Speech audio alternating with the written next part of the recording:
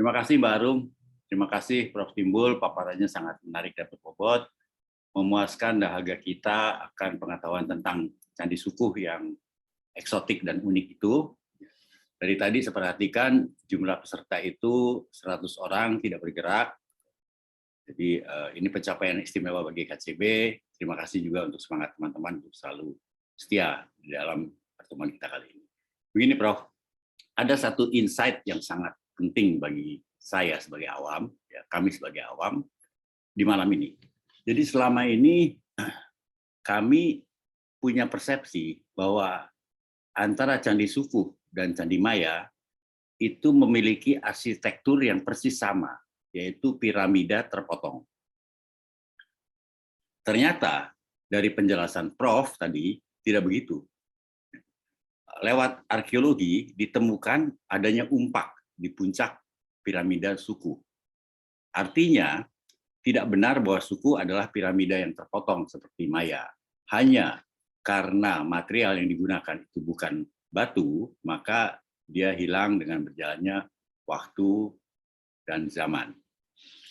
Jadi ini insight yang sangat signifikan, merubah persepsi kami selama ini tentang kemiripan arsitektur antara Maya dan Sukuh.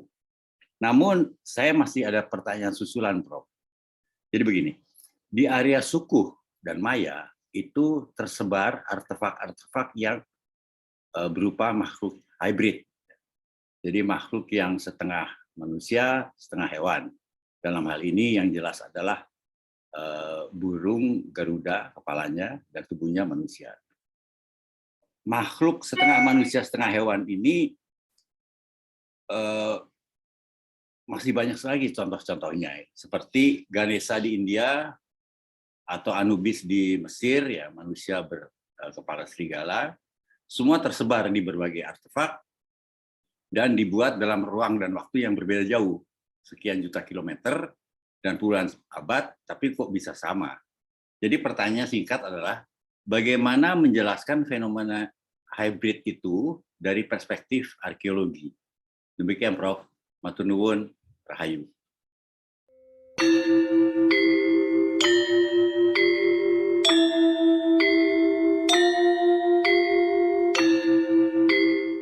Baik, Terima ini kasih. sudah banyak yang tidak sabar untuk bertanya nih Prof ya. Mungkin bisa saya bacakan beberapa pertanyaan. Oh, sudah ada satu pertanyaan. Nanti juga sudah ada yang raise hand, bisa dijawab bersamaan mungkin ya. Dari Bapak Agung K. Ismail. Pertama, Candi Sukuh yang kental dengan nuansa tantra kiri, di mana dalam ritualnya para penganutnya meminum darah, mabuk, dan melakukan hubungan seksual. Apakah ini juga dilakukan oleh para penganut tantra kiri di Jawa kuno, khususnya masyarakat di sekitar Candi Sukuh zaman dulu? Dan kedua, kenapa Dewi Durga disebut sebagai penyelamat dunia? Bukankah sudah Mala atau Sadewa yang meruat Dewi Uma atau Durga? Jadi ini kayak teka-teki yang membingungkan gitu ya Prof ya. Nah, mungkin bisa dijawab sekalian nanti. Ini sudah ada yang raise hand. Bapak Waskito Giri, dipersilakan Pak. Ya, ini Prof. Timbul, selamat malam. Terima kasih atas paparannya. Selamat malam. Ya. Prof. Timbul, ini terkait sama arkeologinya, Prof. Kan kalau kita membaca buku The History of Java-nya Raffles itu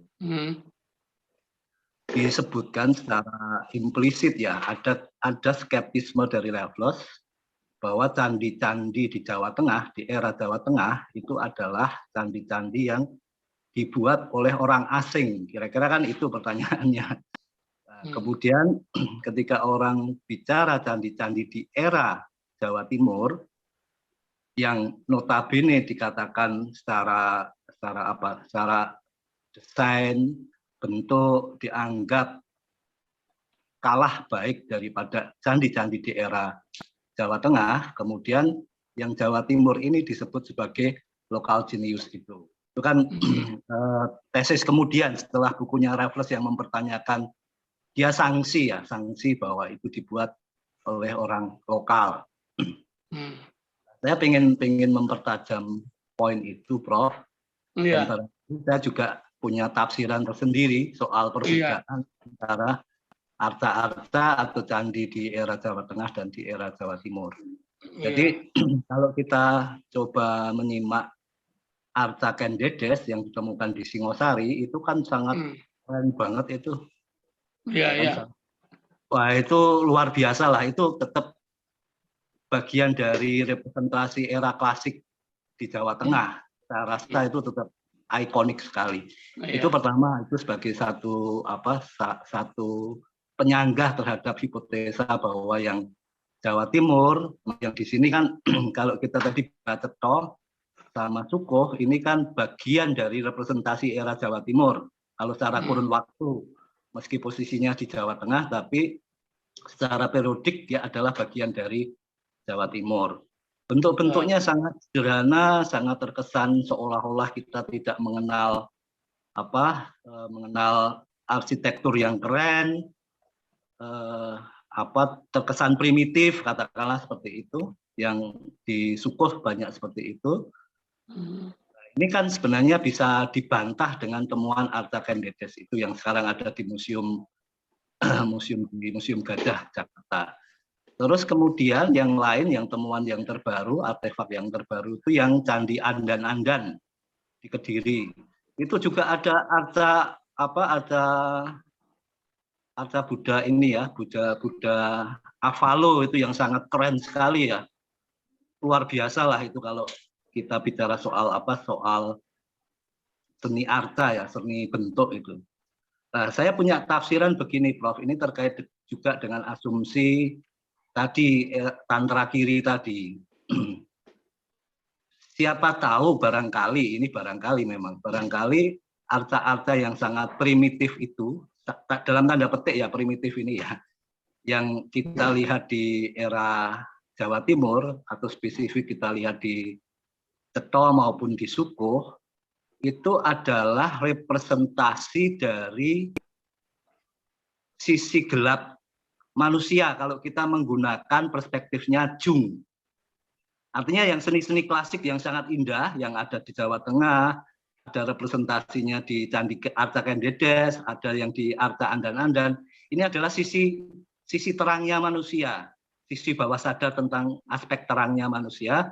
Sementara yang wajahnya dianggap primitif dalam tanda petik itu ya, ini adalah bagian dari sisi gelapnya manusia. Nah, ini yang sebenarnya mungkin kalau kita bisa buat tafsiran baru, kita bisa bilang bahwa semua itu yang baik di Jawa Tengah maupun di Jawa Timur adalah lokal jenius Indonesia sebenarnya. Saya rasa begitu, Prof. Tapi mohon bisa dikonfirmasi atau diklarifikasi topik itu biar supaya lebih clear bagi kami semua yang muda-muda, Prof. Terima kasih, Prof. Terima kasih. Ini langsung saya jawab atau nunggu pertanyaan lagi? Satu lagi mungkin ya, Prof ya, sebentar ya. Biar sekalian siapa tahu mirip-mirip. Monggo Pak Adi Sulistiono bisa disampaikan pertanyaannya.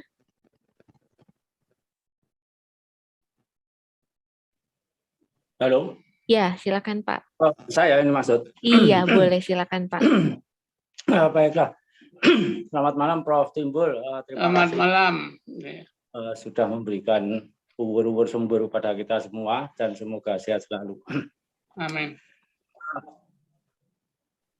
Saya memang orang awam di bidang masalah percandian, hanya saya memang lebih suka lebih intens ke masalah pengertian masalah spiritualnya.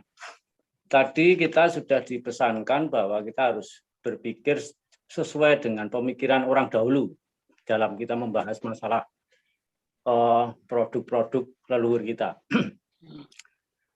Dari hal ini saya berpendapat sebenarnya masalah bahwa adanya kevulgaran yang ada di Sukoh itu merupakan suatu produk dari peradaban yang belum mengenal stilasi, Prof. Dan ini sepertinya seirama dengan tata letak candinya yang merupakan tata letak candi-candi prasejarah, di mana tata letak candi tempat sucinya berada di paling belakang dan paling tinggi. Ya. Sedangkan yang import masuk dari India setelah adanya agama Siwa maupun Buddha itu kan tata letak candhinya berada di tengah, tempat sucinya di tengah dan paling tinggi. Jadi kok sepertinya dengan kevulgaran dari produk yang belum mengenal stilasi, sehingga dalam mengekspresikan simbol ketuhanan, palik sebagai simbol ketuhanan, itu seperti apa adanya, belum distilasi seperti sudah orang mendapatkan veda atau pengetahuan. Dan saya berpendapat bahwa palik atau palus ini sebenarnya simbol pemikiran orang primitif dengan adanya bayi yang sesudah mereka berhubungan badan. Jadi dapat diartikan bahwa palik ini adalah simbol Tuhan atau simbol sangkan paraning dumadi atau sangkaning dumadi kan itu. Dan mohon maaf, saya kemarin juga berusaha menginterpretasikan relevan di suku itu, dan saya bisa memahami mengapa keris ditempatkan di relief palik tersebut. Karena makna keris dengan palik itu sebenarnya sama, merupakan simbol ketuhanan. Seperti kita ketahui secara singkat bahwa pembuatan keris itu, konsep Linggayoni itu kan diterapkan sewaktu empu dan pandainya, yang di situ digambarkan Bima dengan Dewa Ganesha menari yang masuk ke dalam lubang di lantai pesalen, sehingga empu dan panjak itu sebagai lingga, buminya sebagai yoni. Begitupun hasil karya bilah keris tersebut, bilah dengan besi yang masuk ke gonjo itu kan juga konsep Linggayoni. Begitupun bilah sesudah dengan adanya warongko, itu juga merupakan konsep Linggayoni, sehingga dalam interpretasi saya tentang relief suku, keris itu merupakan salah satunya fungsinya dalam merupakan simbol ketuhanan. Sehingga saya bisa memahami mengapa di palik tersebut ada keris, yang mana palik tersebut juga terdapat benda-benda langit, yaitu merupakan konsep astrologi Hindu kuno yang namanya Jyotisa, bahwa artinya Tuhan itu pengendali cahaya. Sehingga simbol-simbol yang di palik suku, yang di puncak, yang sekarang ada di Monumen Nasional itu kan kesemuanya mengisyaratkan hal-hal yang bersifat ketuhanan. Gitu.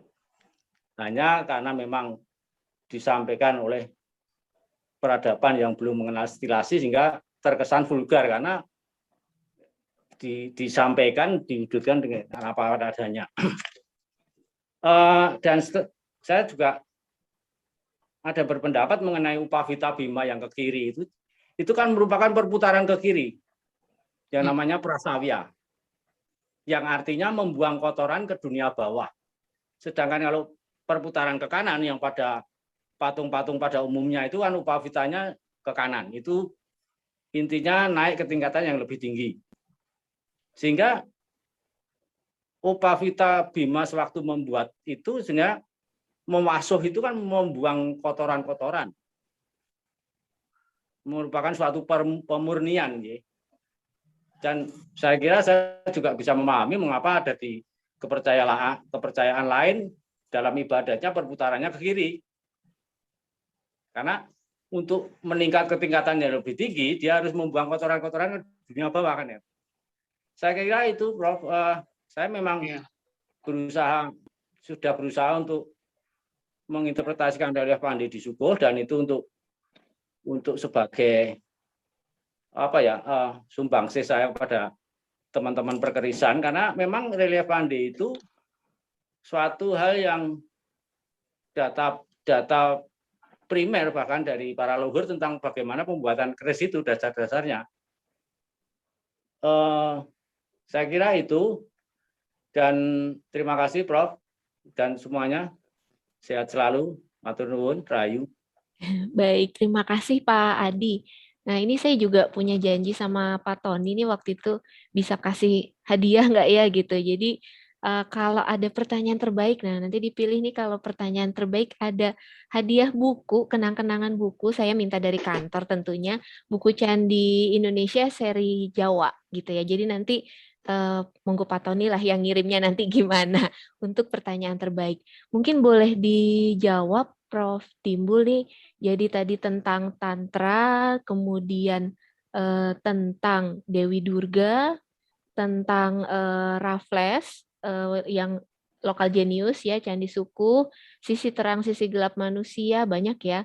Kemudian yang saya tangkap dari Pak Adi tentang keris, simbol ketuhanan yang juga menyerupai lingga yoni seperti itu. Nah, bisa sekalian Prof dirangkum. Iya, dirangkum ini. Karena lupa intinya semuanya.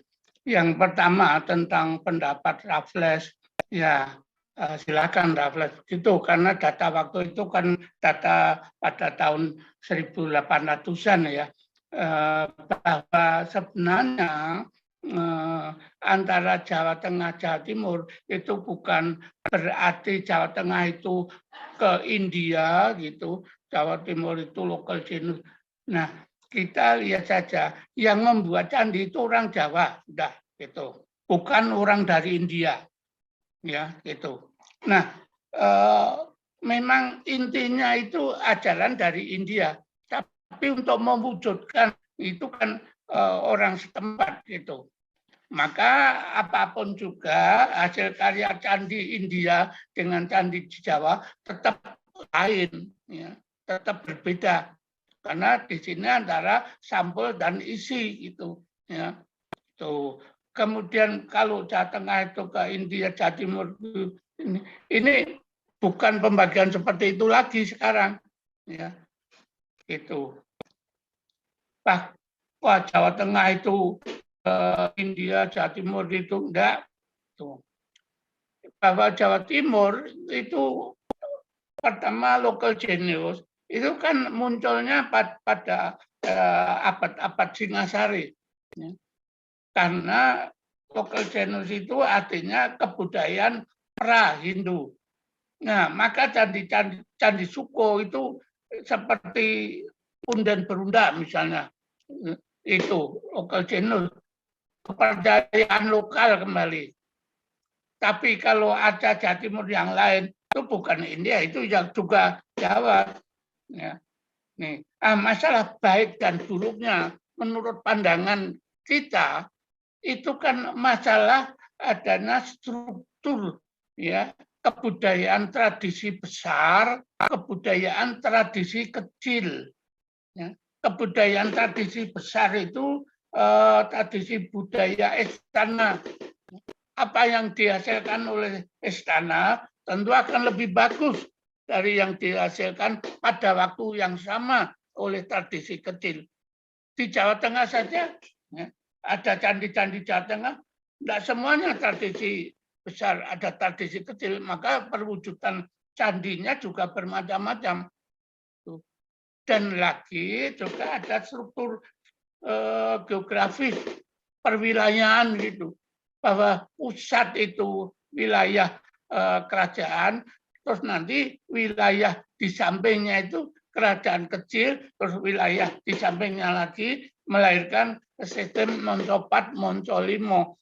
Maka di masing-masing tempat wilayah itu mesti perlu tempat peribadatan. Seperti sekarang di ibu kota ada, di ibu kota provinsi juga perlu, sampai di desa-desa itu kan juga hasil karyanya kan berbeda-beda itu. Maka yang tadi dikatakan itu Suko ini tradisi kecil, kebetulan ditambah lagi adanya kemunculan semangat untuk kepercayaan lama, untuk lokal genius. Konsep-konsep ini sudah ada sebelumnya sejak lama. Ya. Sebenarnya konsep persatuan wanita laki-laki itu bukan saja pada masa Suko, itu sudah ada masa Jawa Tengah ada, ya. Masa Jawa Timur lebih-lebih lagi, ya. Dalam negara Kertagama itu jelas sekali ada. Kemudian ada Aceh yang disebut Aceh Ardanari, ya. Separuh itu laki-laki, tapi separuh itu wanita. Arda itu artinya separuh. Ya. Yang separuh laki-laki itu bagian tubuh sebelah kanan. Separuh yang wanita itu tubuh sebelah kiri. Nah, ini kedudukan laki-laki sebelah kanannya wanita. Ini kan sampai sekarang ada lagi. Dalam mantenan itu, upacara panggih itu, mesti mantan laki-laki di sebelah kanan itu. Kalau mantan putri sebelah kirinya itu. Jangan sampai terbalik. Kecuali ini adat keraton nanti, tradisi besar. Itu. Kemudian apa lagi ya? Mengenai ini, tantra kiri yang minum darah, mabuk, melakukan hubungan seksual. Nah, itu apakah dilakukan juga penganut tantra kiri khususnya masyarakat di sekitar Candi Sukuh, Prof? Nah, yang kita perlu bertanya besar itu maksud masyarakat di sekitar Candi Sukuh itu dalam dimensi waktu yang kapan? Kalau yang sekarang jelas tidak, ya. Dimensi waktunya lain lagi. Dan ketika Candi Sukuh itu masih di dalam sistem budaya masyarakat, ya, mereka menggambarkan itu kan berarti ada fakta yang di lapangan. Ya. Jadi menggambarkan Pancamakara berarti ada fakta. Dan itu di dalam ajarannya memang begitu. Kalau ajaran itu mesti ada penganutnya. Ya. Tetapi kita tidak punya bukti. Ya. Bukti artefak ada, tapi bukti apakah masyarakatnya situ itu sulit kita jawab. Lebih-lebih dimensi waktu yang sekarang. Tuh. Terus lagi ada lagi Mbak. Iya, yang tadi itu dulu Prof. Jadi mungkin kalau candi itu kayak pura di Bali ya Prof ya, ada yang pura desa, pura kerajaan. Kalau masjid tuh sekarang ada yang masjid raya, ada yang kecil, ada musola. Betul. Nah, jadi Betul. candi juga beda-beda gitu ya. Ada Iya, yang bagus ada banget. 10 wilayah. Ada Iya. wilayah pusat, wilayah itu selatan, barat, utara, selatan, utara, timur itu ada. Itu. Terus tadi ada masalah apa namanya? Pertanyaannya banyak tadi. Iya, tadi sudah terjawab. Nah, mungkin kita lanjut, masih banyak lagi ini soalnya Prof ya. Kita lanjut aja ya. Ini ada pertanyaan. Oh iya, tadi ada. Mengapa kok Durga digambarkan sebagai apa tadi itu? Oh iya, Durga Iya. sebagai penyelamat. Iya. Nah, itu Durga di dalam peranannya pada masa awal itu. Awal ini kan pemujaan kepada ibu, Dewi Ibu, seperti di Mohenjo-daro sekarang. Nah, kalau sekarang, ya tentu saja kan tidak gitu. Iya. Ya. Kemudian, ya candi yang mengarah ke barat itu ada yang bertanya. Kalau memang itu masalah apa yang disebut Prasawiya yang itu ke barat, ya, itu. Sedangkan kalau Jawa Tengah itu bukan harus Jawa Tengah karena ini ada perbedaan konsep. Ya. Bukan yang ke barat, ke timur itu Jawa Tengah, ke barat itu Jawa Timur, bukan. Nyatanya di Jawa Tengah ada candi-candi yang menghadap ke barat, seperti Candi Ijo, Candi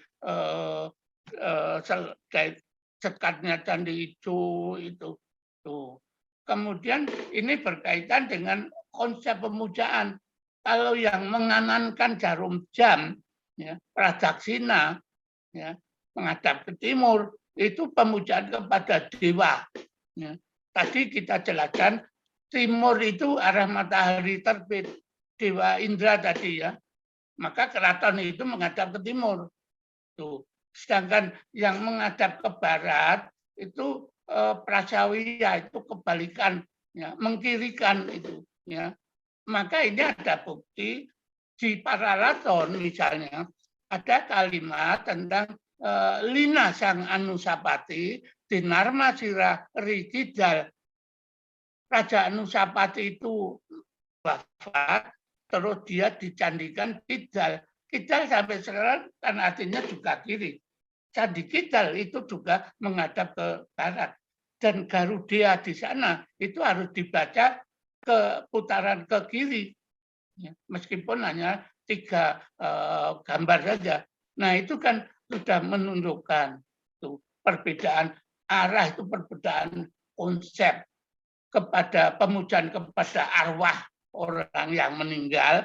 Ya. Maka Candi Suko kan tadi ada prasasti juga, setra. Setra itu tempat penguburan mayat. Jadi orang yang meninggal itu. Mungkin Baik. itu dulu. Ini tambah ngerti apa tambah bingung ya? Mudah-mudahan Iya. paham nih ya Prof ya, memang agak sedikit nggak cukup kayaknya 2 jam ya kalau membahas ini gitu. Mungkin kita lanjut ya Prof ke pertanyaan Monggo. selanjutnya dari Pananang Saptono. Mohon izin bertanya berkaitan dengan penempatan objek, misalnya relief Pandai Besi di bagian tenggara berkaitan dengan Dewa Agni. Nah, apakah penempatan candi di lereng barat Gunung Lawu juga ada alasannya? Berarti penempatan di barat Gunung Lawu nih ya Prof ya. Yang kedua, dari Bapak Aditya Wirawan. Prof izin bertanya bagaimana hubungan Candi Suku dengan Ceto secara aksis dan tata ruangnya mengingat memiliki karakter yang berbeda. Oh, berarti tadi Gunung Lawu sebelah barat, kemudian Ceto, dan mungkin satu lagi kenapa terletak di Gunung Lawu, oh sama ya, berhubungan dengan temuan-temuan lain di Gunung Lawu itu apa? Apakah ada temuan arca, pura, candi di dekat Gunung Lawu? Ada Candi Ceto ya, tadi ini berarti jawabannya. Saat itu siapa yang membangun dengan bahan apa? Saat itu mungkin tidak ada jalan ya, jadi bisa sampai ke sana lewat mana nih batunya nih? Oh ini teknis ya Prof ya, teknis cara membangun. Satu lagi deh sekalian, nanti baru yang bertanya langsung ya. Mengapa di Candi Suku dan Ceto sosok Bima menjadi sangat menonjol dibandingkan tokoh lain? Dengan adanya relief Bima menjadi empu keris, apakah ada kaitan tertentu dengan ajaran tantrisme? Ini sedikit tadi sudah dibahas. Jadi lebih ke keletakan Candi Suku di sebelah barat, Candi Suku dan Ceto, dan teknis pembangunan candi, Prof. Dan tentang Bima. Nah, 4 itu. Monggo, Prof. Iya, yang singkat yang saya ingat dulu. Kenapa Bima menjadi tokoh sentral di dalam relief itu? Karena memang pada zaman itu di Jawa Timur khususnya itu ada satu aliran yang namanya pemujaan Bima, ya, Bima kultus, ya, pemujaan Bima ada di situ. Dan kita bisa mengatakan juga tadi saya sebutkan Bima itu toh nama lain dari Siwa juga, gitu. Jadi ada pemujaan Bima kultus. Dan di dalam cerita lakon wayang kulit, Bima inilah nanti yang bisa membebaskan Pandu ayahnya dari neraka. Yang tadinya Pandu itu masuk neraka, tetapi oleh Bima lah nanti yang bisa mengentaskan dari neraka ke. Nah, berarti tokoh Bima itu menjadi tokoh sentral karena pada masa itu. Kemudian lupa apa tadi? Di sebelah barat, Prof. Di sebelah barat Gunung Lawu. Nah, di sebelah barat Gunung Lawu. Ya, kalau kita kembali kepada masa sejarah kuno Indonesia bahwa masa Majapahit seterusnya masa klasik itu satu masa ketika munculnya pemujaan nenek moyang sendiri, local genius itu. Nah, gunung itu dianggap sebagai tempat arwah nenek moyang. Kalau nanti pada zaman Hindu Buddha ini gunung itu tempat dewa Siwa misalnya. Tapi masa sebelumnya gunung itu tempat arwah nenek moyang. Nah, oleh karena itu pada masa itu candi induknya, candi yang lebih suci itu ada di bagian belakang, ya. Berbeda dengan pada candi-candi yang memusat, ya. Itu candi induknya ada di tengah yang dikelilingi oleh halaman kedua ketiga. Tapi pada Jawa Timur itu candi induknya itu di paling belakang, terus halaman dua ketiga di depannya. Nah, halaman yang pusat itu kan mengarah kepada pusat gunung, pada tempat arwah nenek moyang. Maka induknya itu sebagai tempat, sebagai bangunan candi yang paling suci itu ada di belakang, ada di tempat itu. Tuh. Kalau yang lain nanti barat dan timur itu berhubungan dengan tadi barat itu arah nenek moyang, arah timur itu arah dewa gitu. Ya, satu lagi Candi Sukuh dan Ceto. Apakah ada hubungannya? Candi Sukuh dan Ceto itu sama-sama di wilayah itu dan sama-sama juga temanya pemujaan adalah tantrisme, juga sama. Di Ceto juga kita melihat relief-relief senada dengan Sukuh. Ya, ada juga relief kura-kura seperti juga Sukuh. Nah, itu sama. Tentang bahan kok tinggi di tempat tinggi. Nah, kalau pada waktu itu yang namanya masyarakat memuja kepada Tuhannya itu enggak kenal itu susah banget, itu enggak, ya. Memuja Tuhan itu sebagian dari pekerjaan membangun candi itu sebagai pemujaan juga pada Tuhan gitu. Jadi tidak dihitung tempatnya kok sulit dijangkau. Yang sulit itu kan masyarakat yang sekarang. Maka tadi awal-awal saja saya sudah pesan kita melihatnya dengan kacamata dulu, jangan sekarang. Sekarang orang ke Suko saja, ke Ceto saja, wegah, susah. Pada waktu itu dulu ke tempat Suko sama Ceto itu kan ke tempat peribadatan. Masa ke tempat peribadatan dihitung susah dan mudahnya? Banda kan itu. Kalau masalah batu biasa batu digunakan itu masalah teknis nanti. Iya. Batunya berarti batu andesit lokal ya, Prof ya? Atau iya, andesita lokal, dari sungai jauh?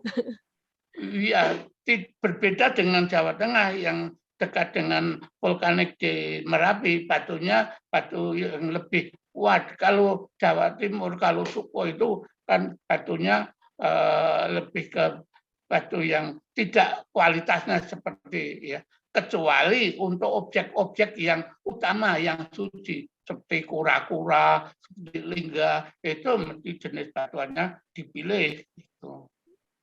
Oke, baik.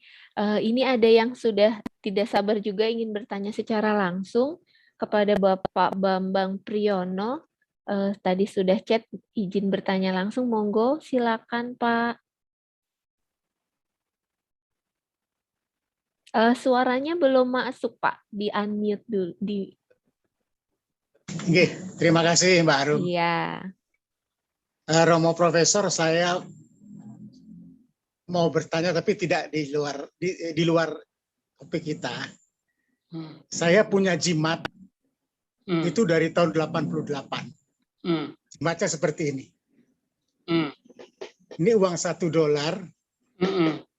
Gambar di tengahnya itu adalah piramid yang terpotong seperti Candi Sukuh. Nah ini. Sebagai seorang ahli, mungkin dengan dolar ini $1, Romo. $1 ini kekuatannya bukan main, menguasai seluruh dunia. Nah, saran saya, apakah Romo bisa mengusulkan pada pemerintah, kenapa Candi Sukuh tidak dimasukkan ke dalam mata uang rupiah, supaya rupiah juga mendunia seperti dolar, begitu Romo. Terus Iya. yang kedua, kalau saya kan bukan ahli sejarah, bukan, cuman menyenangi perkerisan, Romo. Melihat Candi Sukuh tadi antara pembuatan keris, kemudian Bima Suci, dan Saudara Empat tadi. Kesan saya bahwa seorang penggemar perkeris ataupun empu yang membuat keris, sebelum dia membuat itu, dia harus mempunyai sifat seperti Dewa Ruci, Bima Suci. Dengan dasar Saudara Empat tadi. Saudara Empat ini adalah pengendalian diri. Nah, dengan pengendalian diri, dengan spiritual seperti Bima, orang itu bisalah menciptakan keris. Jadi keris itu memang sudah terlahir dari orang yang benar-benar suci dan mempunyai kekuatan spiritual. Begitu, Romo. Mohon maaf kalau salah. Oke. Ya. Enggak apa-apa. Ya, bisa Baik. saya ya. Oh, mau langsung dijawab? Oh, Atau terserah. ada Nunggu yang lagi? lain. Iya, nanti Ngantrinya diingatkan banyak. Iya. Tadi sudah ada yang sempat raise hand, Bapak Lalu Sofiar. Boleh silakan, apakah jadi bertanya?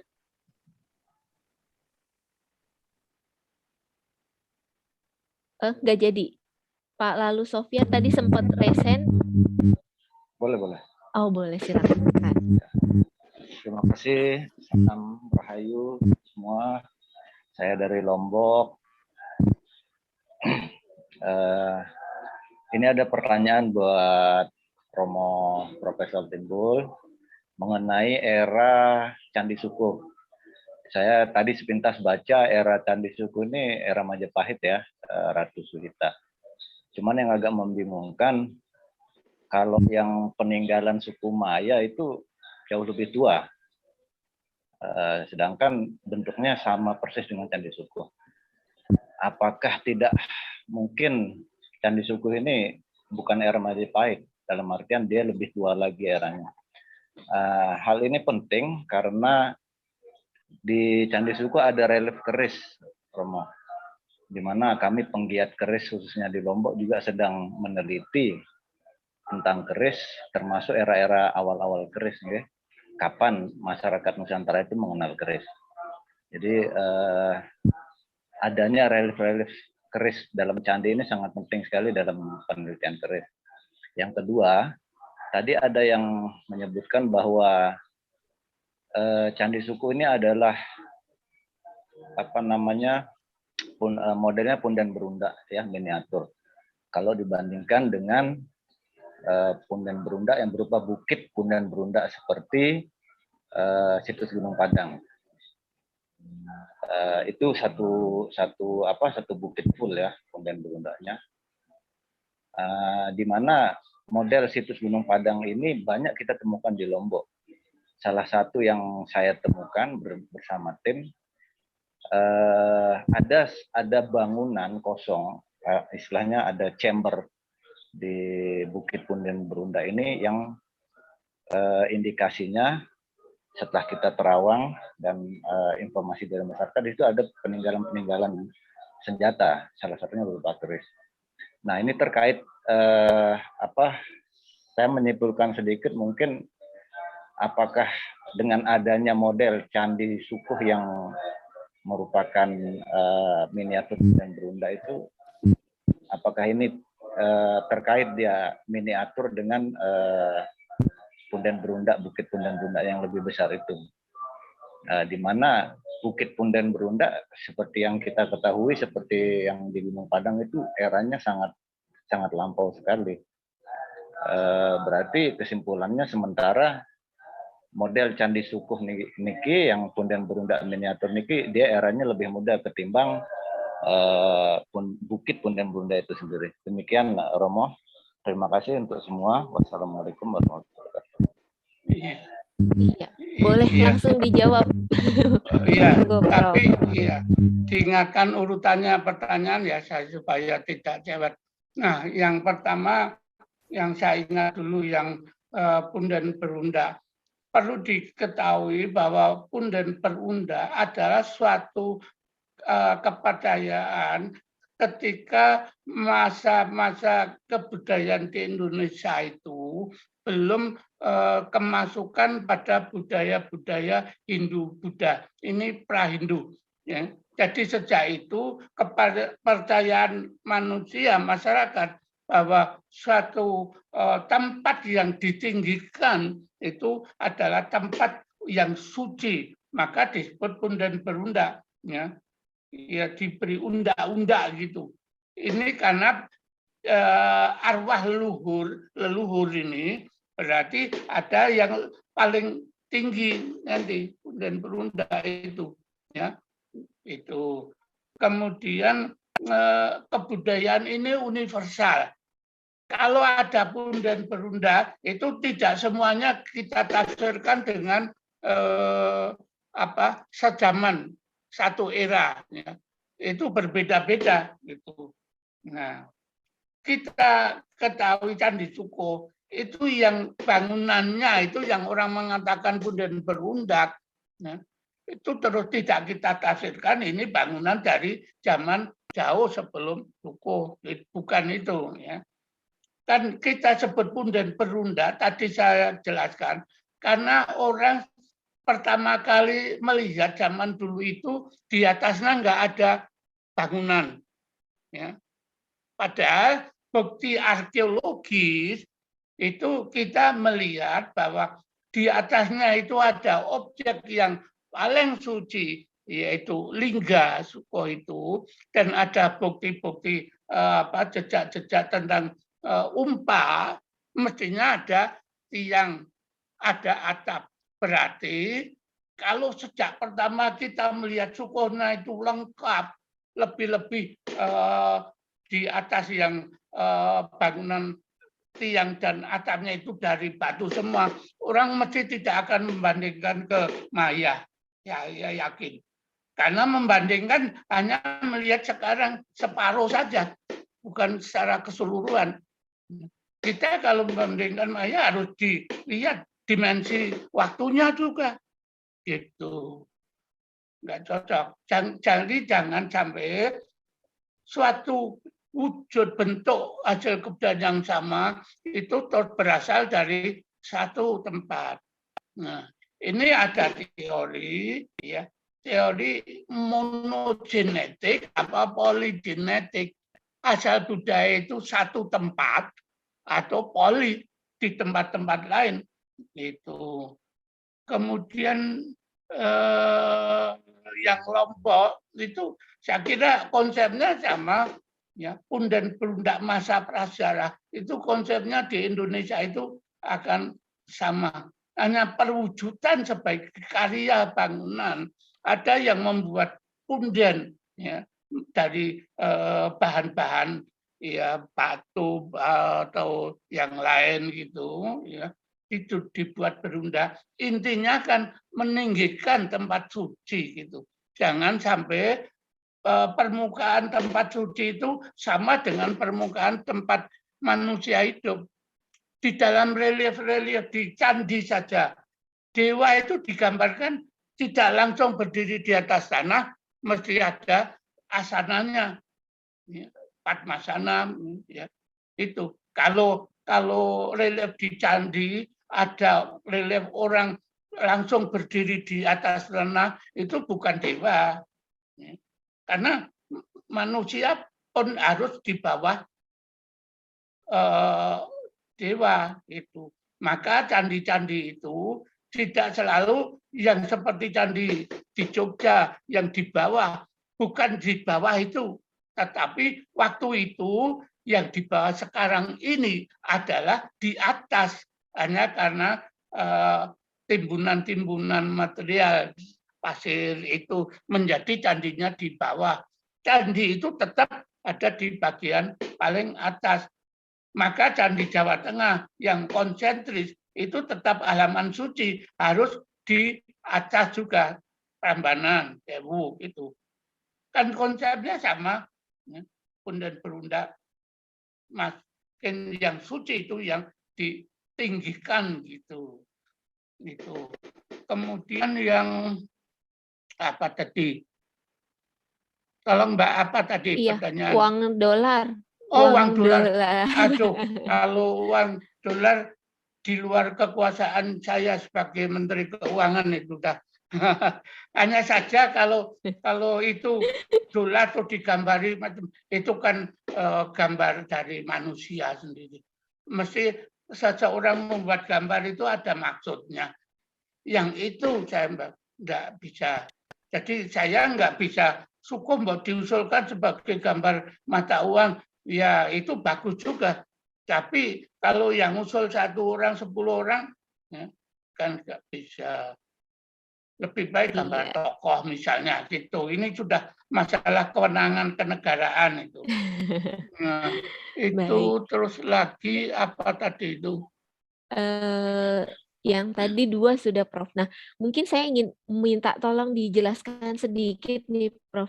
Kalau memang di atasnya ada umpak dan ada bangunan, biar nggak semua membanding-bandingkan dan bertanya-tanya dengan Maya Aztec, bangunannya tuh kayak apa gitu Prof? Apa kayak, karena kan yang base aja banyak nih Jawa Timur ya, kayak di mana Panataran gitu ya. Jadi atasnya tuh kayak apa tuh Prof? Biar semua nggak bertanya-tanya terus nih atasnya. Nah, kalau itu ditanyakan jelas semua tidak bakal bisa menjawab karena datanya sudah tidak ada.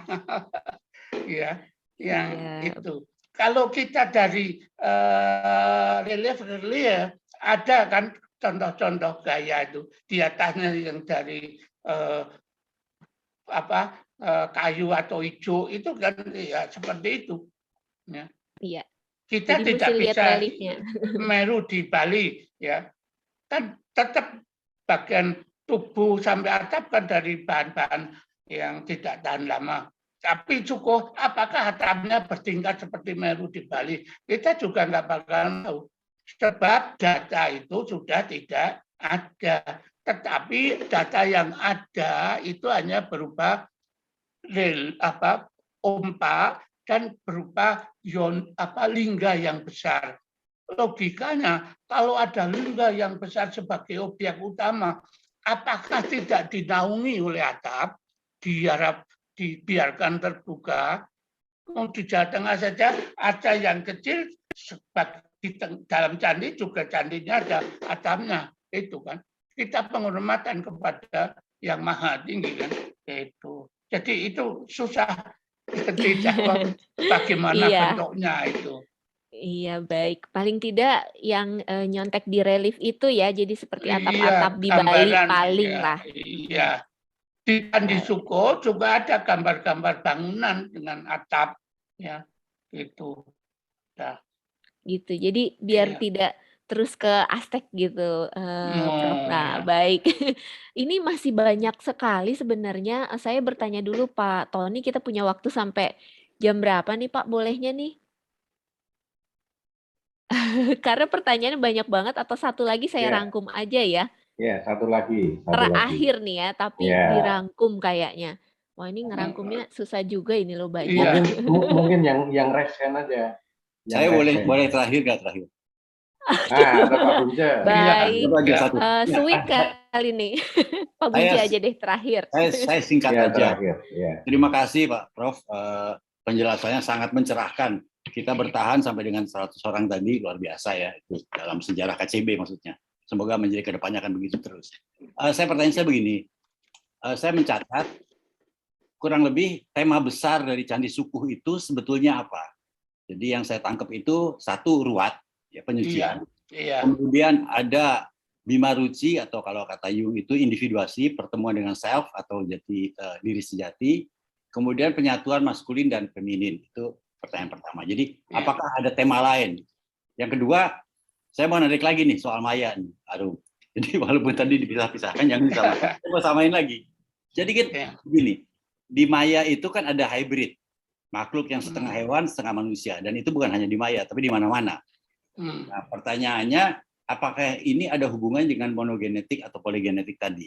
Simpelnya begini, bagaimana mungkin kenapa orang bisa sama? Kalau bikin tempat persembahan itu pasti beruncing seperti piramid, kemudian ada yang manusia berkepala anjing, berkepala Garuda, dan sebagainya. Kurang lebih gimana secara arkeologis menjelaskannya?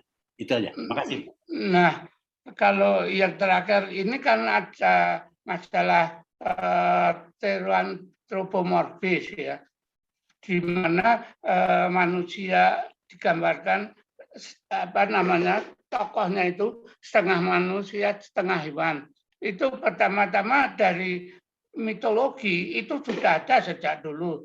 Misalnya sekarang Dewa Wisnu saja, ketika Dewa Wisnu berawatara itu kan ada yang berawatara wujud kurma awatara bulus, ada awatara berwujud singa awatara, yaitu badannya singa,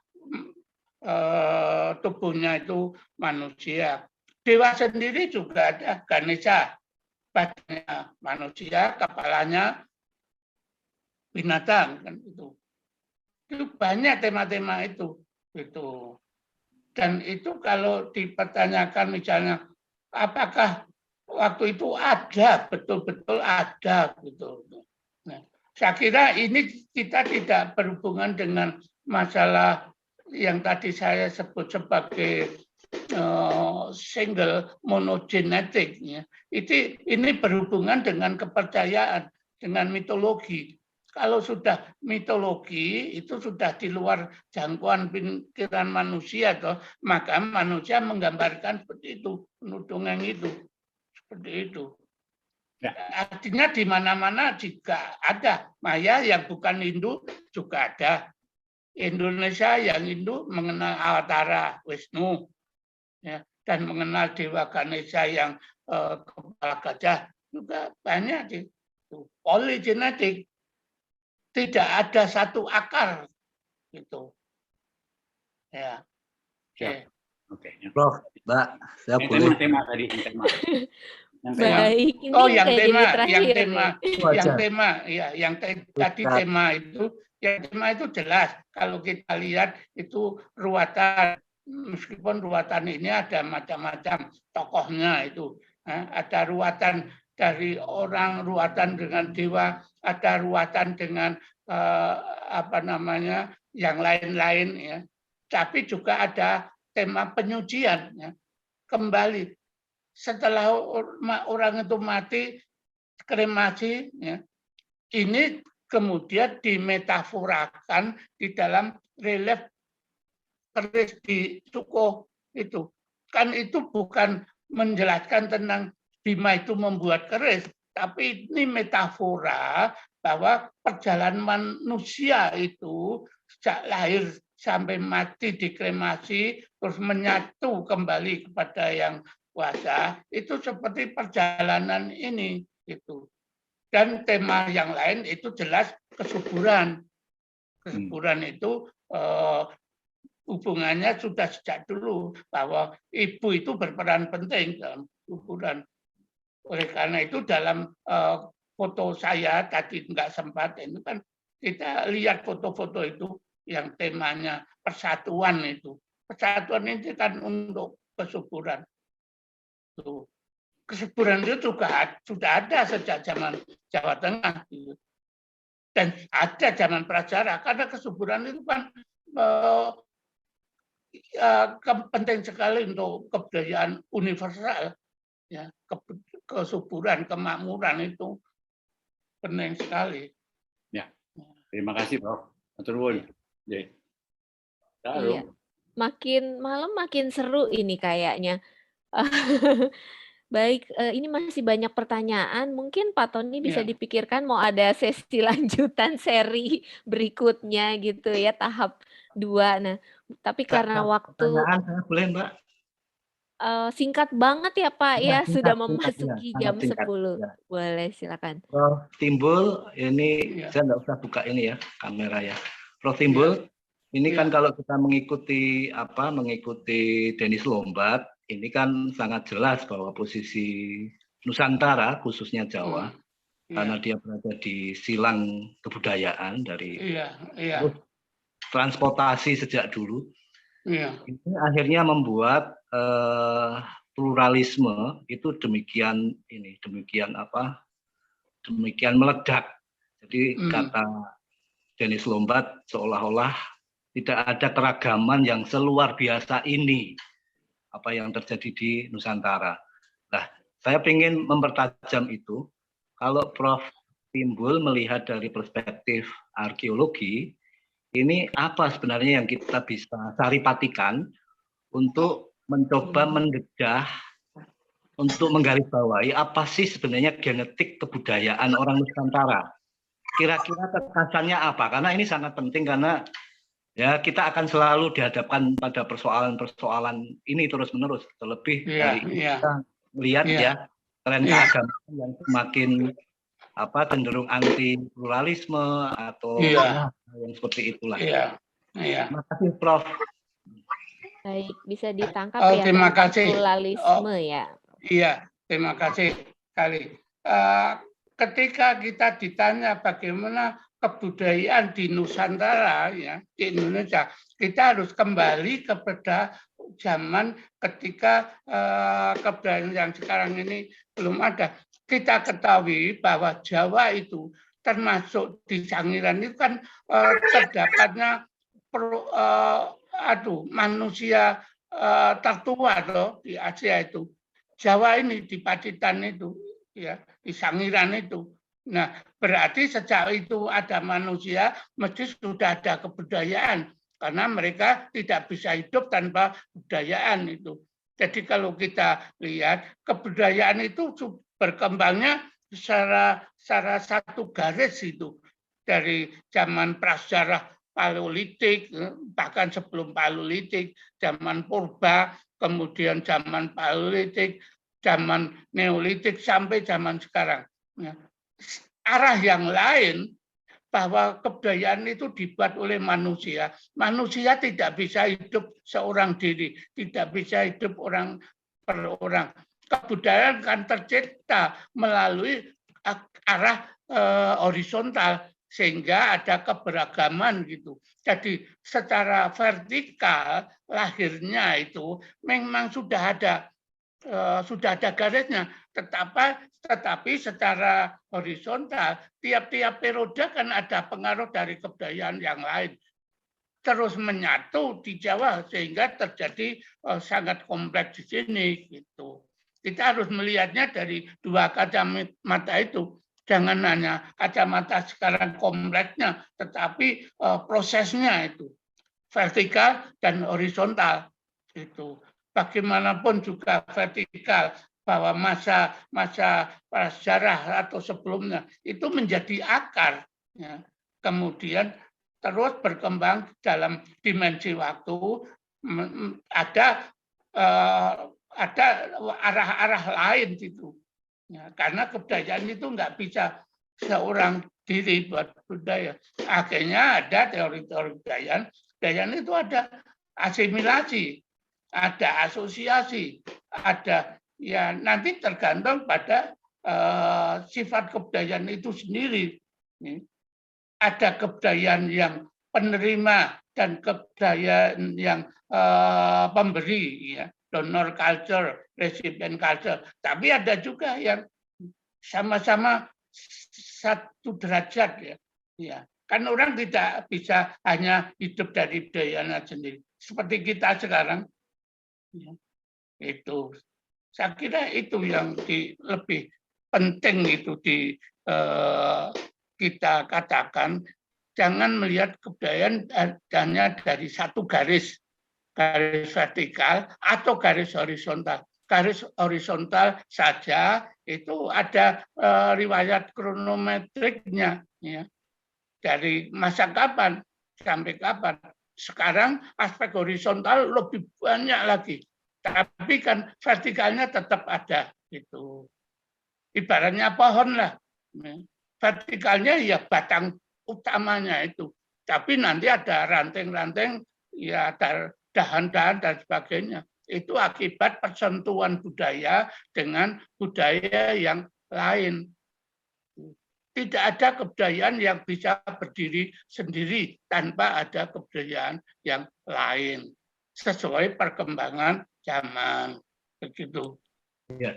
Apakah ini Prof, karakter masyarakat Nusantara itu memang permisif ya? Artinya memang dia sangat kosmopolit, sehingga sebenarnya percampuran dari yang asing itu demikian mudah kita serap. Tapi sekaligus kalau kita mau bicara kekhususan Indonesia atau Nusantara, aspek partikularnya, nah kira-kira model genetik aspek partikularnya itu seperti apa ketika dia meramu banyak hal yang datang dari luar, kemudian tetap memiliki ciri sebagai kenusantaraan. Nah ini kira-kira apa ini? Patternnya seperti apa kira-kira kalau dari penelusuran secara arkeologis? Iya, saya kira tetap kita bisa melihat dari peninggalan-peninggalan arkeologis. Seperti misalnya satu contoh saja budaya Hindu, candi. Candi itu kan hasil budaya. Ya. Kalau Hindunya itu kan berarti dari India. Tapi candinya sebagai karya artefak itu kan tidak harus dibuat dari India, tapi dari Indonesia, dari Nusantara. Karena kita lokalnya itu sudah ada basis gitu. Jadi kita itu badannya, daya yang lain itu bajunya saja, tapi badannya tetap badan kita. Itu. Ya, terima kasih, Prof. Iya, ini makin seru nih, makin malam makin seru. Bisa enggak selesai-selesai nih, Prof ya. Ya, kita Jadi, hanya ingin menjelaskan bahwa kebudayaan itu jangan dianggap sebagai monogenetik itu, poligenetik. Artinya bisa muncul di mana-mana itu. Itu. Terima kasih. Iya, baik. Ini sebelumnya saya mohon maaf banyak pertanyaan yang belum bisa dijawab. Mungkin nanti titip Pak Tony ya, nanti disampaikan ke Prof Timbul nanti mungkin bisa dijawab by text WA atau bagaimana gitu. Jadi mohon maaf tidak semua bisa dijawab dalam kesempatan ini karena mengingat waktu sudah jam 10. Mungkin sedikit kesimpulan diskusi kita malam hari ini bahwa spiritualisme di Candi Suku itu kebanyakan adalah aliran tantris yang memang secara arkeologis nampak dalam pemujaan yang nampak erotis gitu. Kemudian itu sebenarnya digunakan untuk mencapai tingkatan dunia yang dunia atas ya, bersatu dengan Tuhannya gitu, dan berhubungan dengan ruatan untuk menyucikan manusia yang juga untuk mencapai Tuhan, dan juga tema-tema kesuburan. Nah, sebelum kita tutup boleh minta closing statement nih Prof Timbul, 1 kalimat, 2 kalimat closing statement dari diskusi kita. Monggo Prof, biar kita ingat gitu malam ini. Oh, iya, kalau hanya 1 kalimat saja ya, bahwa kita belajar masa lampau itu tidak berarti kita mundur, tetapi kita menuju ke masa depan. Learning the past to improve the future. Gitu. Baik, jadi untuk masa depan ya, kita tuh arkeologi belajar masa lalu, tapi bukan untuk menggali-gali ya Pak ya, untuk masa depan.